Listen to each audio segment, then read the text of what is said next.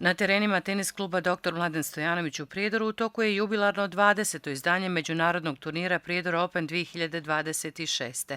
Takmičenje je dio kalendara Tenis Evrope za juniora i juniorke do 12 godina, a ove godine na teren je izašlo 50-ak mladih igrača iz čak 15 zemalja svijeta. Među takmičarima su mladi teniseri i teniserke iz Rusije, Kazahstana i Finske, kao i iz regiona Bugarske, Rumunije, Srbije, Crne Gore i Hrvatske.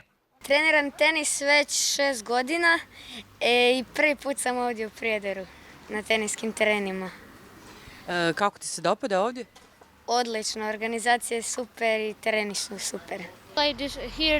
Igram ovdje turnir do 12 godina iz kalendara Tenis Evrope. Ovdje je zaista dobro.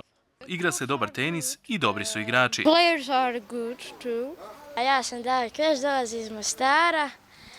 Igrao sam u Hrvatskoj, igram u Hrvatskoj turnire. Mislim da ću dobro proći, nisam igrao nijedan meč.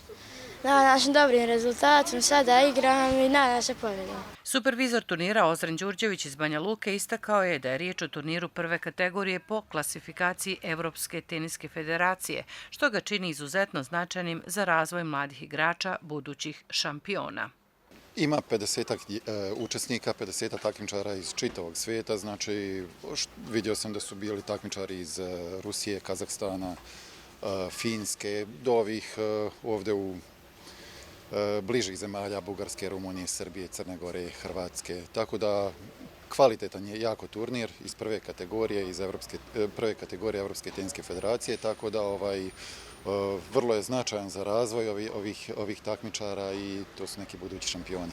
Organizacija je zaista fenomenalna, ja bih iskoristio ovu situaciju da pohvalim kako organizatora, kako domaćine, tako i sudije i ljude koji održavaju terene, sve u najboljem redu i mogu reći da je kvalitet turnira jako dobar. Predsjednik tenis kluba Dr. Mladen Stojanović Goran Nović naglasio je da je turnir izuzetno važan za klub, prije svega zbog mladih takmičara koji su gosti grada. U svakom pogledu to je za nas jedinstven izazov.